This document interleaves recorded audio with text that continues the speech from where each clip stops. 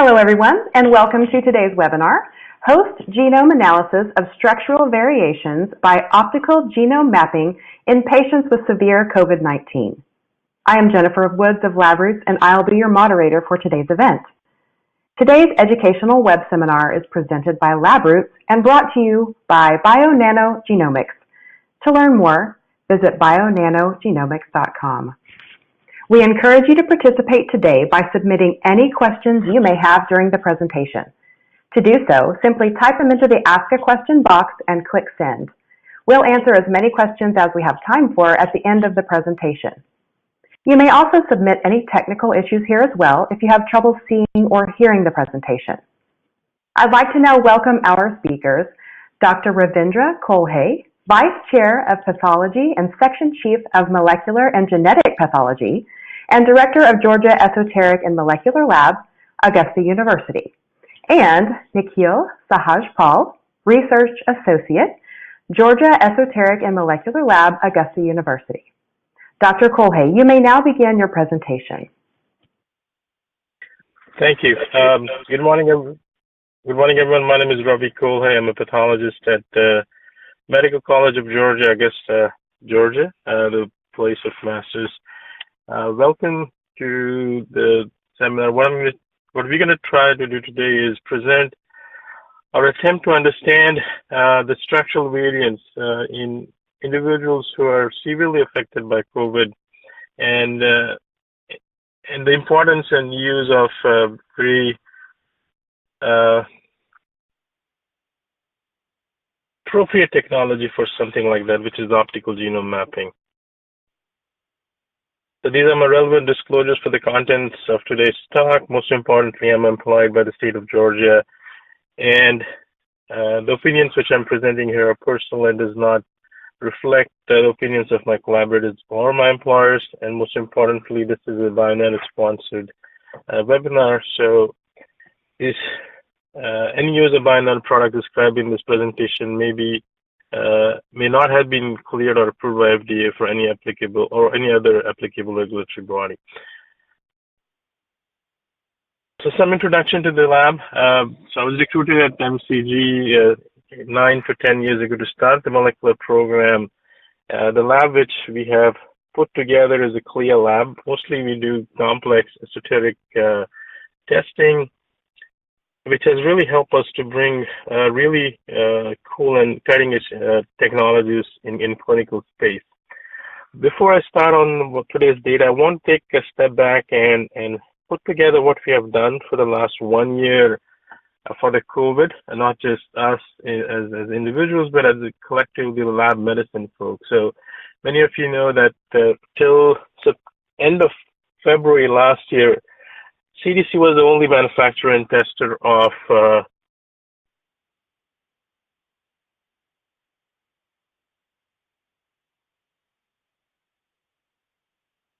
CDC was the only manufacturer and tester of the COVID-19 in USA. And then after that, give me 1 second, I think there's some technical issue.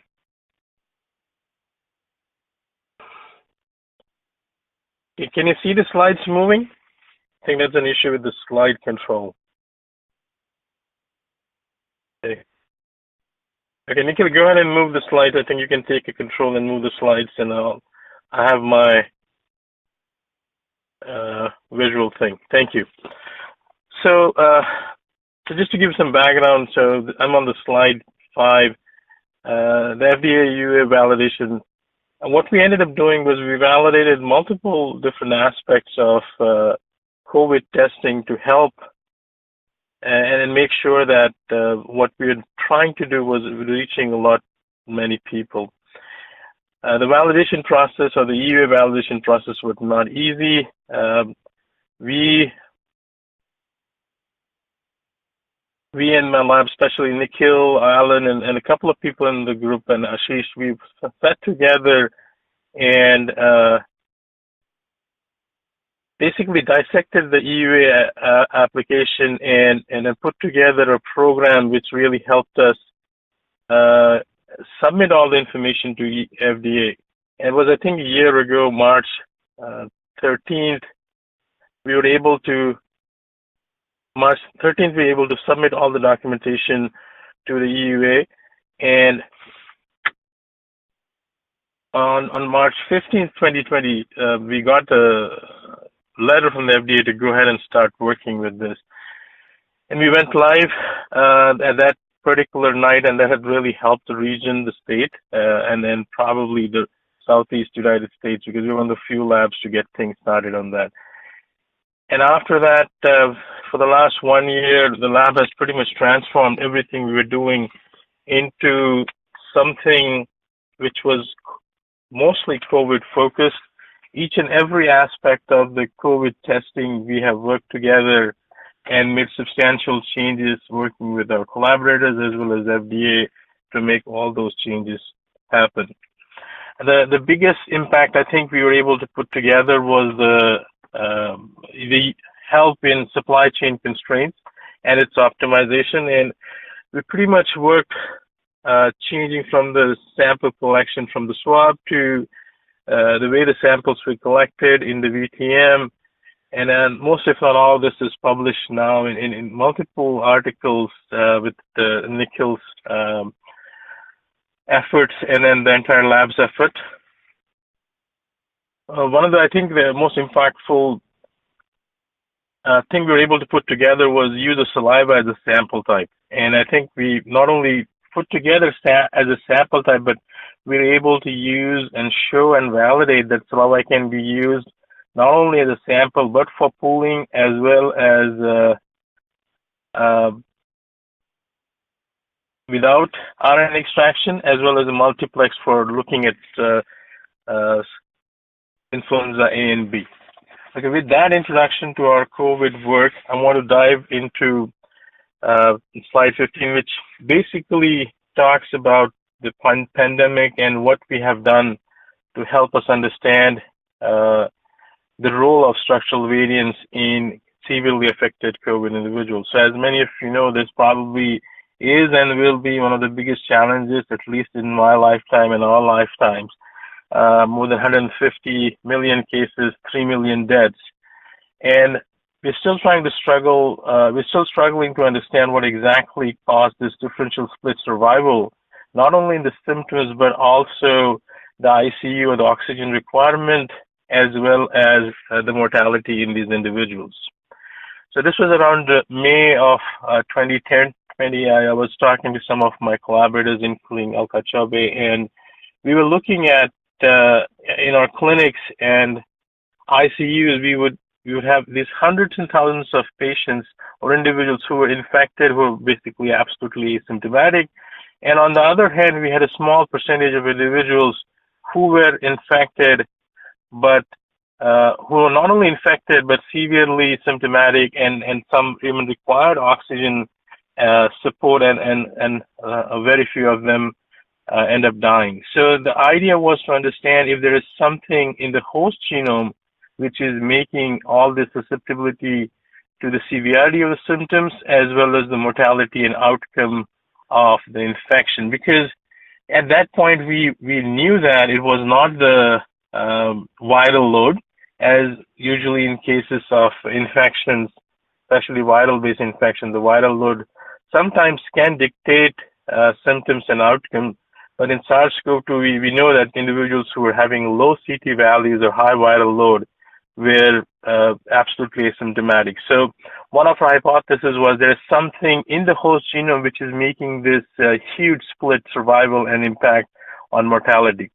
And this discussion led us to forming a very organic COVID-19 host genome consortium, which is highly focused on looking at structural variants. Because when we're discussing this, we realized that there are multiple aspects of these individuals who were coming into ICU, have comorbidity, especially focused on diabetes, hypertension, heart failure, but many of these deaths were extremely unexplained with many explained reasons. There are multiple other COVID-19 host genetic consortium, we're looking at mainly the whole genome. And we reviewed the data and looked at their finding, and we identified some of the challenges or limitations of those consortium and the data which they have. And one of the biggest limitation was they were not able to detect the larger variants. And that basically helped us to put together the COVID-19 structural genome together. It's a global consortium with more than 30 plus labs with leadership from me and Alka, and we're trying to get as many people as possible involved with the whole variety of expertise which are helping us dissect this unique hypothesis based on a split survival in COVID-19. As you can see, the labs are all across the consortium. There's a global reach, and many of the labs are not only in the U.S. but outside the U.S. which are participating. The principal investigators come from all across the globe with a variety of expertise in understanding human genome. And I'm very grateful that we were able to put together this amazing group of people who are trying to help us dissect this particular problem. The objectives of this particular consortium is fourfold. One of the main things we really wanted to do was create a global network of labs who are using novel long-read molecule technologies to assess the structural variants in host genome, and then which can help us understand these questions. And again, this hypothesis or this interest or question arises from one of the major challenges whole genome sequencing was not able to provide based on the GWAS studies on the host genome or host genetic studies. The idea also was to create a global networks of lab to share the data, to share the samples, as well as share the results and approach in understanding this particular aspect of COVID-19 host genome. The other objective we have in the consortium was to create a global forum to share all the data we have generated from different genomic methods, not just one, but multiple long-read molecules, and compare the data, help create different bioinformatic tools, and then different methods, and hopefully make it readily available for everyone. And when we started looking at the initial screening data, one of the things which are really helpful to understand was the role of the structural variants in contributing to the host genome, mostly focused on two aspects. One was the immune response, as well as the viral replication factors. So Nikhil will probably go in detail on the data aspect on the genome as well as the RNA side to make that case. But the consortium has helped us to shed light on genomic research to search for more informative structural variants for common polymorphism, protective genome variation, and other factors, especially which can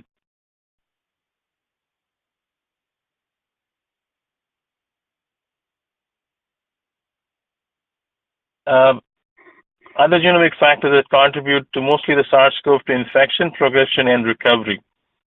And as I said, this is a very organic, open platform and group. All this data will be publicly available based on individual institutes, IRB, and research initiatives.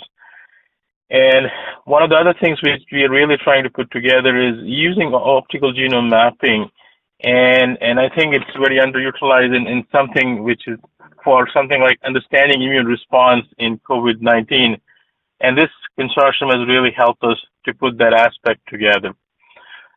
This effort is not something which I can do on my own. There's a whole group of people in my lab which are working day and night, not only for the host genome effort, but also for the entire SARS-CoV-2 response, which we have in the lab for the region and the state. This is during some part of pandemic. the different members of my lab who are working. One of the main people behind this is Dr. Mondal, which is the lab supervisor, but not also very well supported by Dr. Chalve and DuPont, which help me make sure that I'm not doing something really out of the box, especially when it comes to clinical care. Three very important ladies in the lab, Kimia, Sudha, and Yasmin, which are from three different groups of families, but are working day and night to help us keep the SARS-CoV-2 response up and going. But not the least, one of the smartest people in the lab, Alan, Nikhil, Pankaj, and actually, which are helping put together the scientific aspect. So with that, I would like to invite Nikhil, who is the driving force behind most of the data which you will see for the COVID-19 host genome. We are able to put together a manuscript which has focused on our initial screening data. It's in preprint, and Nikhil will go over the data, and then I'll join you guys back for the Q&A. Nikhil, you want to take over? Yes, thank you so much, Dr. I will be happy to present our study, which incorporates the analysis of structural variations by optical genome mapping in patients with severe COVID-19. As Dr. Kole already mentioned, that there are several host genome investigation consortiums and efforts going worldwide, but all those efforts are majorly focused on using the sequencing variants for analyzing the host genome. Thus, the structural variations or large structural variations are rather undocumented for the insights in COVID-19 predisposition. In general, structural variants, including copy number variations, account for a significant proportion of variations among individuals.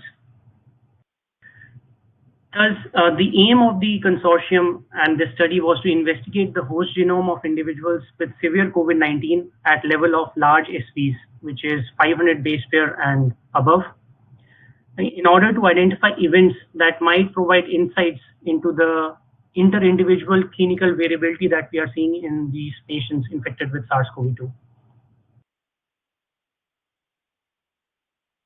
We have so far mapped around 100 genomes, but I would be presenting results from the first 37 severely ill patients.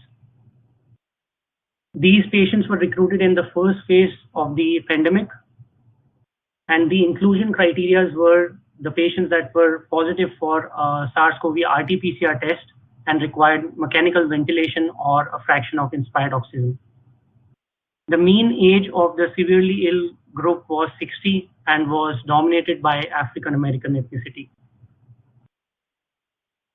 These patients had chronic pre-existing medical conditions, and the genomes were mapped using Bionano's Sapphire system with the HG19 genome assembly.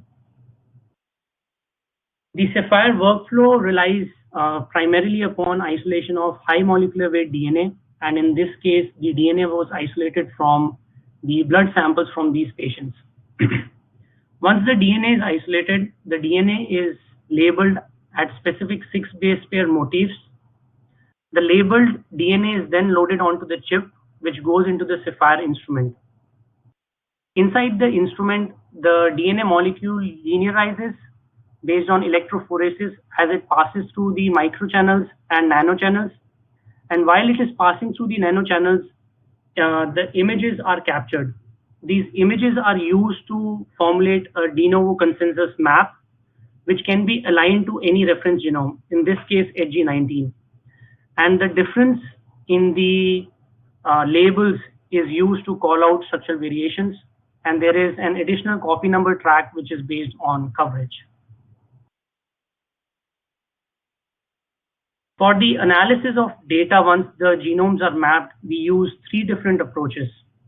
The first approach focused on analyzing or identifying rare unique structural variations. for which we did an unbiased whole genome investigation that did not appear in any of the control database. The bionanogenomics control database is around 300 samples strong, and the SVs were looked that were not present in any of those structural control samples. Further, the structural variations were filtered for those SVs that disrupt the coding region of the gene. Further, only those structural variations were interrogated which were implicated in immune response or infections in the literature. The second approach focused on identifying common structural variations. For this, a manually curated gene list was identified or formulated, which included around 850 genes, which were genes that were implicated in SARS-CoV-2 or viral infection or immune pathways. Then the structure variations overlapping these genes of interest were identified, which also appear in less than 20% of the bionanocontrol population. Further, only those structural variations were evaluated which disrupt the coding region of the gene. The third approach utilized a genome-wide SV enrichment in severely ill population versus the control population. In this, the data was enriched by filtering the number of cases for each gene more than 2 and filtering for SVs that appear in less than 20% of the control population.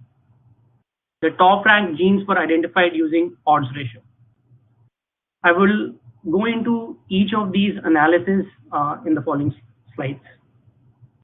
The key aspect of this analysis is actually the rare unique SVs, and we identified 7 unique rare structural variations impacting 31 genes. The most important of these is rather STK26. Here in this slide, we can see a copy number track where a gain in copy number is observed, whereas in the structural variation track, we can see the copy number gain is a tandem duplication. If we see closely at STK26, we see that the duplication duplicates partially or overlaps partially the STK26 gene, which is actually the 5-UTR and coding exon 1 of this gene. We confirmed the structural variation gain by qPCR experiment with a simple dosage experiment where we used 4 controls, 2 males and 2 females. And you can see the patient with the duplication in blue, patient 44, and 2 other patients which did not had the structural variation in black. The gain in function is shown with a dosage gain above 1.3. Interestingly, STK26 is a negative regulator of the TLR pathway. TLR pathway has been implicated in severe COVID-19 cases with both whole genome analysis and RNA-seq experiments, where loss in function of TLR7 and TLR3 pathway has been implicated in patients with severe illness, and RNA-seq experiments have shown that type 1 interferon response is reduced in patients with severe illness. So STK26 post-translationally inhibits TRAF6 and inhibits the TLR pathway. To investigate the functional relevance of STK26 gene, we looked at the literature and found that since the duplication was in the 5-UTR region and coding exon 1, in the literature we found that dual 5-UTRs are actually synthesized in synthetic biology that result in increased transcript and translation of the gene of interest. Consistent with the hypothesis, we found that in expression studies, STK26 was upregulated in all the severely ill patients compared to asymptomatics, whereas the patient having the duplication was the one with the highest expression. The next step, we wanted to look at the expression of especially the STK26 post-translational partner, which is TRAF6, and we found that even TRAF6 is significantly upregulated in severely ill patients compared to asymptomatics. Even downstream IRF3 was significantly upregulated in severely ill compared to asymptomatic. However, since this interaction is at the level of protein, if STK26 upregulation is inhibiting this pathway, we should see expression level changes at the level of type 1 interferons. Consistent with the hypothesis, we found that ISG15 expressions were significantly lower in severely ill patients compared to asymptomatics, while the patient with the structural variation was the ones amongst the lowest. Similarly, if one expression was significantly lower in severely ill patients compared to asymptomatics, again, the patient with the structural variation was one amongst the lowest. So this data actually implies that the duplication of the 5-UTR region led to an upregulation of the gene expression, and this interrogation led us to this coincidental finding where we found that STK26 is upregulated in all severely ill patients, but because of the structural variation, the effect was potentiated in that patient and could have caused the severity in that patient. Additional evidence in the literature comes from one of the senior consortium members, Dr. Alexander Hoyschen, who had shown previously that a loss of function of TLR7 variant led to reduced type 1 interferon response and was associated with severe COVID-19. Most recently, a JIVA study from an Italian consortium showed that a loss in function of STK26 variant is associated with protection in males, which is again supportive to our hypothesis where we have found gain in function with severity and they had found loss in function with protection. Coming to the second structural variation, this is a heterozygous deletion of chromosome 2 that partially deletes DPP4 gene. If we see more closely, we can see that these 3 labels are deleted in the bionano map and they actually overlap 3 exons. So the deletion over the 3 exons were confirmed by qPCR dosage experiment, where you can see that the patient 38, which is the one with harbors this SV, the dosage drops to 0.5 for both exon 3, 4, and 5. Now, DPP4 is a membrane-bound receptor and is actually the receptor for MERS entry into the cell.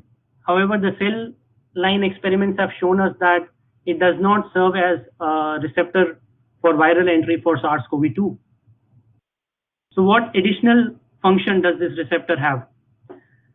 Many of the cleavage enzymes such as matrix metalloproteinases cleave this enzyme, and the DPP4 exists as a soluble form in the circulation as sDPP4 and has several immune effects such as T cell activation. So we measured using ELISA the soluble DPP4 levels in the serum of severely ill patients and compared with asymptomatics, and found that the soluble DPP4 levels are downregulated or reduced in the severely ill patients. But especially if you can see the case 38, which is the patient with the structural variation, the level is significantly lower as compared to even other severely ill patients. The additional support to our finding comes from another published report where this group had also shown that the soluble DP4 levels were reduced in severely ill COVID-19 patients, but they also showed that the effect was specific for SARS-CoV-2, that the soluble DP4 levels do not reduce in patients with sepsis or other infection. The third SV is a heterozygous deletion of chromosome 16 that contains 6 genes, most important of which is the gene ZDHHC1. Again, the structural variation was confirmed using qPCR dosage experiment, and you can see the dosage dropped to 0.5 for the patient with the structural variation. ZDHHC1 is again implicated in type 1 interferon response, where it stabilizes by a post-translational modification of IFIT M3. IFIT M3 guides the endosomes and stabilizes the endosomes to lysosomes so that it impedes the viral replication. A deletion of ZDHHC1 can be hypothesized as a loss in function and thus a loss of this hypothesis and this pathway. The next structural variation is a duplication of chromosome 17 that includes two genes, KRT15 and KRT19. Again, the structural variation was confirmed with qPCR dosage experiment where we can see the dosage gain on the patient with the structural variation. The KRT15 and KRT19 are cytokeratins that are bound at the cellular junction, and they enable the viral transmission through cell-to-cell viral transmission. So a gain of the entire gene of KRT15 and KRT19 would rather can be hypothesized as a gain in function and would predispose to higher cell-to-cell viral transmission. The next structural variation is a duplication of chromosome 17 that includes 15 genes, most important of which are the CD300 cluster of genes. Again, the structural variation was confirmed by qPCR dosage experiment. What is interesting is that CD300 are immune receptors on immune cells, and these have been exploited by the virus to evade host defense and help in viral replication. So a duplication of the entire region can be hypothesized as a gain in function and thus helping the virus to evade the host defense and leading to viral replication and thus leading to severity in these patients. The next structural variation is a duplication of chromosome 19 that includes the entire ZNF443 gene. This is actually a very interesting gene. This is one of the genes which has a sequence homology to SARS-CoV-2, and the homologous sequence genes have been shown to help the virus to evade the host genome immune response and help in viral replication. Again, the duplication was confirmed by qPCR dosage experiment where we can see the gain in dosage of the patient 13, which has the duplication where the dosage goes to a dosage of 2.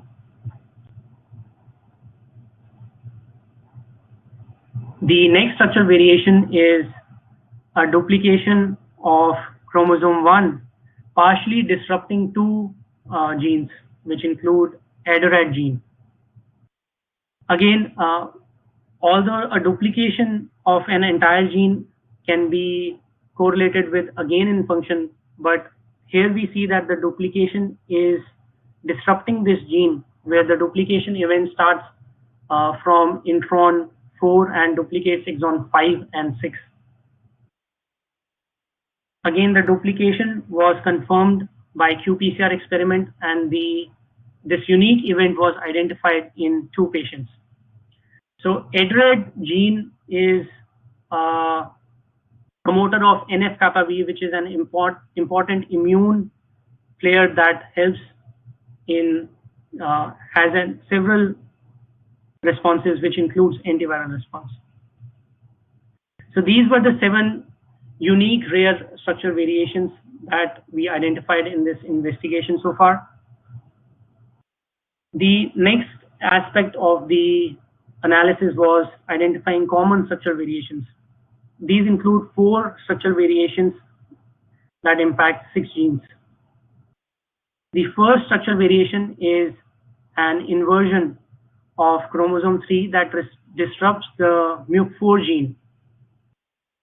Interestingly, mucin genes are the genes that produce mucus, and they are the first line of defense against an invading pathogen. So the mucus entraps the virus and through the mucociliary function expels the virus, and the T3rd class of mucins, which includes MUC4, elicit the first immune response against those virus in the epithelia. So the disruption of MUC4 can be hypothesized to lead to loss in function, and in literature there is extensive documentation that loss of MUC4 or null MUC4 mice exposed to different viruses, including SARS-CoV-2, lead to severe lung infection, pneumonia, and death. So this MUC4 structural variation inversion was overrepresented in our cohort, which supports that this structural variation is implicated in severe disease. The second common structural variation is a duplication of chromosome 17, which includes the CCL3L1 and CCL4L2 gene. Interestingly, this duplication is in the CNVR region, the copy number variable region, and the coordinates vary for different individuals, but they always almost include both these genes. The structural variation in all these patients were confirmed by qPCR, and you can see the different dosage as it is a copy number variable region. The CCL genes are actually immune genes and inflammatory genes. So in literature, in severely ill COVID-19 patients, we have found that the CCL3L1 and CCL4L2 genes are upregulated both in the epithelia and in the VLF fluid. So a duplication of this region and the overrepresentation of this structural variation in our cohort compared to the controls implicate this structural variation in severe COVID-19. The third common structural variation is a deletion of ApoBec genes, and these are the viral editing genes. So a loss of a viral editing gene can be seen as a formulation for the virus to evade the viral editing or the immune response. Again, the loss was confirmed in these patients with the help of qPCR experiment. The fourth common structural variation is an insertion in the promoter region of MX1 gene, which is a type 1 interferon. Evolutionarily, what we have seen that as the length of the 5-UTR or the promoter region elongates, it leads to reduced transcription of the gene. So in RNA-seq experiments and single-cell RNA-seq experiments in the literature, almost all these literature predominantly finds that the MX1 is downregulated in severely ill patients as compared to population of controls. So an insertion in MX1 gene and the overrepresentation of this structural variation in our cohort compared to the controls is worth of an SV to follow up with expression analysis, and seems to be implicated in patients with severe COVID-19. So I would like to conclude the findings that the patient-centric investigation identified 11 SVs involved in 38 genes implicated in 3 key host viral interaction pathways. The first is innate immunity and inflammatory response. The second is airway resistance to pathogens, which includes MUC4 gene. And the third is viral replication, spread, and RLA editing, which includes the ApoBec enzymes. Most importantly, we find that STK26 and DPP4 are the most promising candidates, both based on the rarity of the structural variation and the expression analysis and the support from the literature and with the genetic analysis that is coming on from other GWAS experiments. These findings actually extend the previous reports that involve innate immunity and type 1 interferon response in the pathogenesis of COVID-19. And most importantly, we find that optical genome mapping is a powerful tool to identify large structural variations, which must be documented to investigate the host genome to identify predisposition of or susceptibility to severe COVID-19, as we are looking at the vast inter-individual variability associated with infection in patients infected with SARS-CoV-2. To summarize, we had put up this schematic to represent different pathways and put out a holistic picture to what we are seeing. And we actually have incorporated the major structure variations, and you can see the STK26, DPP4, ZDHHC1, and a diminished response to type 1 interferons. And most of these players actually overlap with different pathways, where, as you can see, that ZDHHC1 translationally modifies IFIT M3, but also downregulates the type 1 interferon response, and so on and so forth. So with this, I would like to acknowledge especially Dr. Ravindra Kole for leading this study, and the consortium, Dr. Ashish Mandal, who is our laboratory supervisor, Dr. Alka Chaube and Dr. Alex Hasty at Bionanogenomics, Dr. Rashmi Kanagal Shamna at MD Anderson Institute, Dr. Mike Zodi from New York Genome Center, Dr. Eric Jarvis from Rockefeller University, Dr. Ellen Beggs and Dr. Catherine Baumstein at Harvard University, Dr. Alexander Huishin at Radboud University, Dr. Bineet Bafna at UCSC, Dr. Bryn Levy at Columbia University, and Dr. Silvio Allen Pequeno at Virginia Commonwealth University. Thank you so much for your attention. Well, thank you, Dr. Kolhe and Nikhil Sahajpal, for your informative presentation. We will now start the live Q&A portion of the webinar. If you have a question you would like to ask, please do so now. Just click on the Ask a Question box located in the far left of your screen. We'll answer as many questions as we have time for. Let's get started. Our first question is, let's see. Oh, sorry, they're moving around. People are asking questions. That's great. Okay. Why and how is the hypothesis of host genome variations, SNPs, SVs, is crucial for severity of the disease? Why not the viral genome variations? Can you hear me? It is Ravi. Yes, we can hear you. Okay. So when we looked at the disease biology, I mean, right from the January 2020, there are multiple factors which are playing a crucial role in determining who is becoming symptomatic, who is becoming oxygen dependent, who is becoming ICU dependent, and who is dying. And we looked at all possible aspects of those things. One of the biggest things was not even viral genome. You can talk about the viral load. The biology will say if you have high viral load, you should be more symptomatic and need oxygen. But that was not true. When we looked at the original, the Wuhan genome, the B1 or the B, majority of the infections up to May, June, maybe up to July or August were with the original genome. And even with the original genome, we saw such a variation in symptoms, not only symptoms, but ICU admissions, oxygen dependence, and death.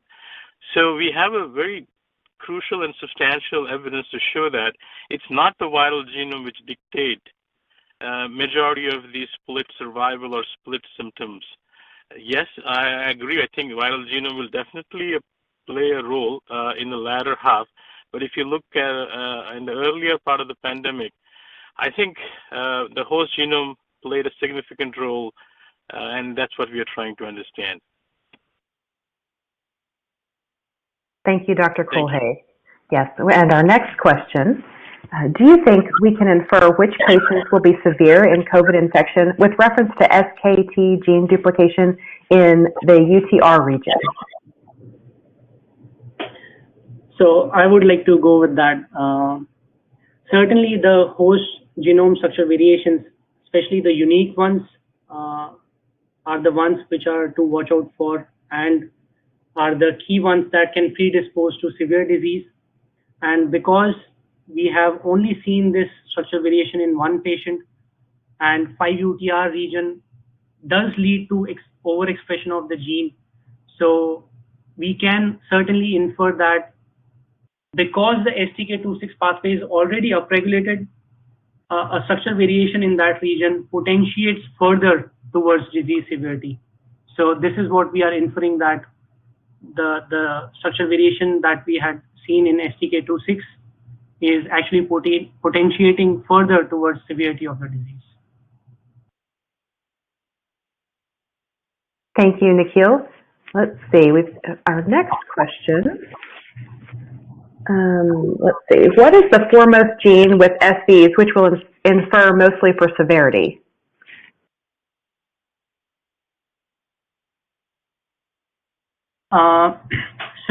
Well, I didn't hear the question. Go ahead, Nikhil, if you heard it. Yeah, so the severity, actually you have to see patient by patient. That is why the analysis is patient-centric. So any of the rare structural variations impacting or disrupting a key gene in the immune response can lead to severity. So in this investigation, we have found that STK26, DPP4, or ZDHSC1, where STK26 and ZDHSC1 are type 1 interferon response pathway, but DPP4 is a different in a different pathway. So they need not be in the same pathway or in the same gene. Like GWAS investigations or sequencing-based investigations have found loss in function of TLR3, TLR7 genes. So it all depends that it can be a different gene, but if it implicates in a key immune gene or host response gene, then it will lead to severity of the disease. Thank you. Thank you, Nikhil. Let's see, our next question. Can you see a clinical use for these variants? Can they be used when patients report to the hospital with an infection, or when would they matter? So, I mean, definitely that is the primary goal of this. I mean, any research or translational research we are trying to do or understand has to translate into clinical utility. So the big picture goal, or the bigger goal for this study is there a way we can identify structural variant, create an assay, maybe on a PCR or even optical genome mapping, and come up with some kind of early warning, and then predict the outcome of these individuals. So yes, I think these structural variants are definitely critical, and not just in immune response, but if you look at any inherited genetic disease, structural variants do play a critical role in disease initiation, and as well as disease response and mortality. So no doubt about that, these structural variants will play a critical role. I think what we are what our current stage we are doing is we are trying to come up with a consensus on which structural variants actually play a significant role, enough for us to translate in an assay. And I know there are groups and collaborators in Europe which have already started working on or already in the lab, especially focused on TLR7 based assays. So the answer to response is yes. Thank you, Dr. Kulhe. We have another question coming in. How can you tease apart whether it is severe COVID pathology causing the structural variants, or it is the existing structural variants causing severe COVID pathology?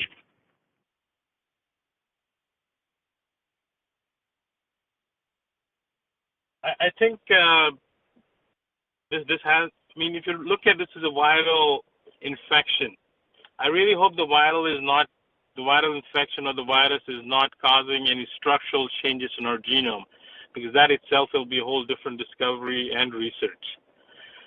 Based on our existing knowledge, our collective knowledge on viral infection, I mean, if you look at influenza or retroviruses like HIV, there is definitely some damage to the genome by genome integration from these viruses, but I would like to comfortably say that the response to the virus is different based on the structural variants rather than the virus is causing any changes in our structural variants. And I mean, I'm open to discussion and ideas, but as far as we know collectively for the last few years or few decades we're working with viruses, I think it's usually the other way around. Thank you. Thank you.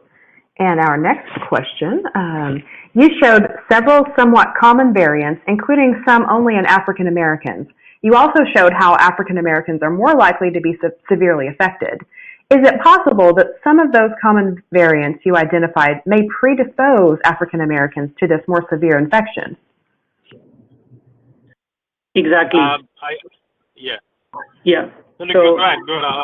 I'll finish off. Okay.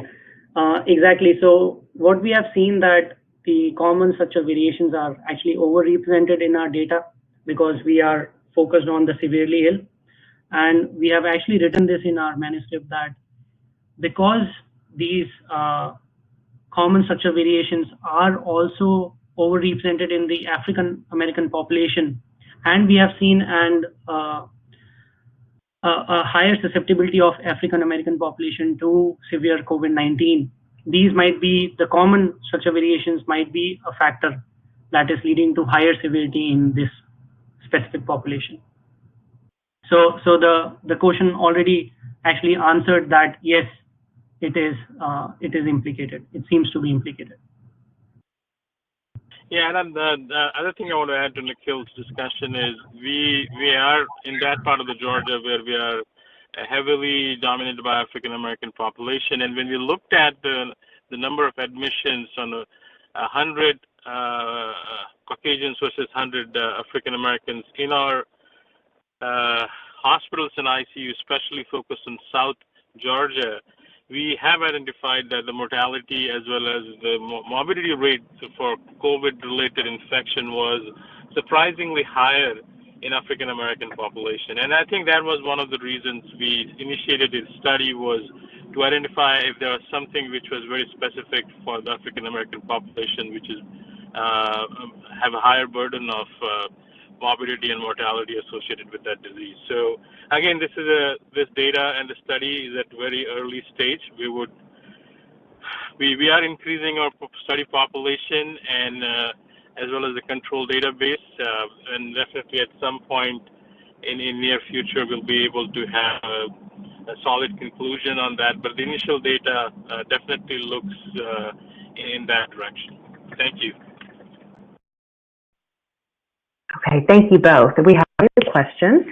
Do you see a point in the future where this technology will be applied to examine treatment resistance in clinical trials?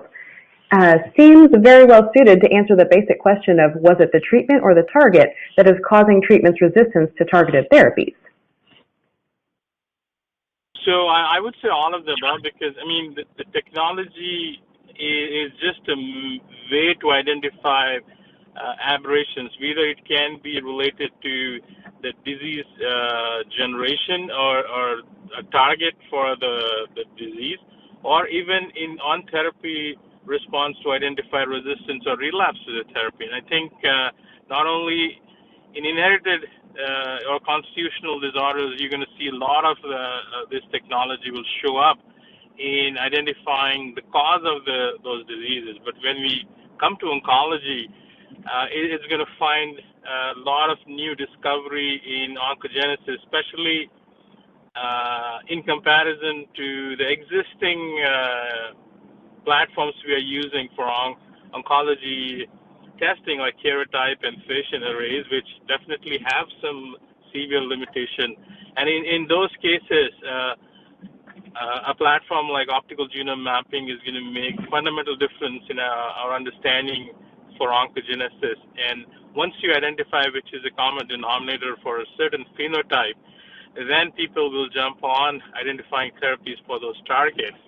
And in the other group, which the question was asking about the resistance aspect, I think that's definitely when we start looking or dissecting cancers which are on therapy and non-responsive and identify new targets.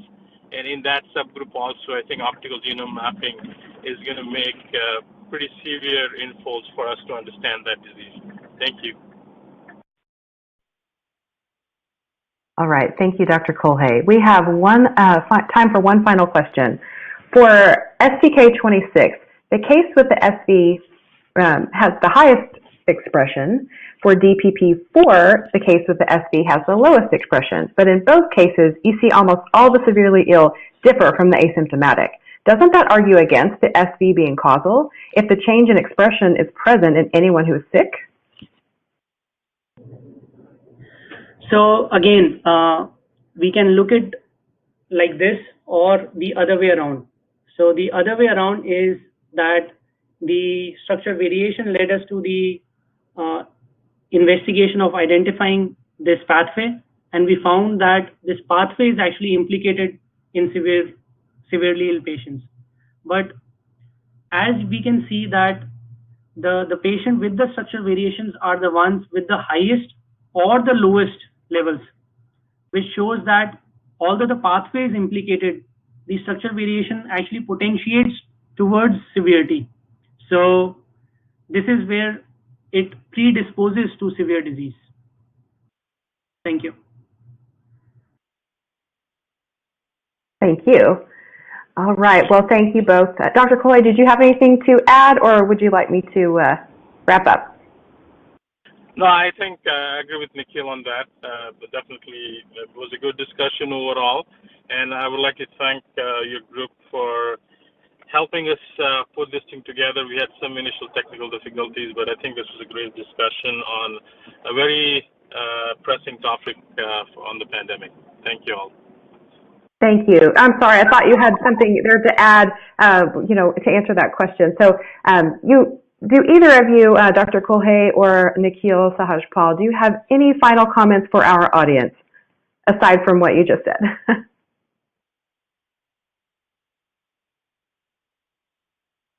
Again, I think I can repeat myself. I think you guys have done a great job. This is a very pressing topic, and I would like to thank the BioNano folks for helping us put this thing together, Alka and Alex and Will. So thank you. And if there's any additional questions, we will be happy to answer by email. I think both our emails are in the presentation. Well, thank you again, Dr. Kolhe and Nikhil Sahajpal, for your time today and for your important research. We would also like to thank LabRoots and our sponsor, BioNano Genomics, for underwriting today's educational webcast. Before we go, I'd like to thank the audience for joining us today and for their interesting questions. Questions we did not have time for today and those submitted during the on-demand period will be addressed by the speakers via the contact information you provided at the time of registration. This webcast can be viewed on demand. LabRoots will alert you via email when it's available for replay. We encourage you to share that email with your colleagues who may have missed today's live event. Until next time, goodbye.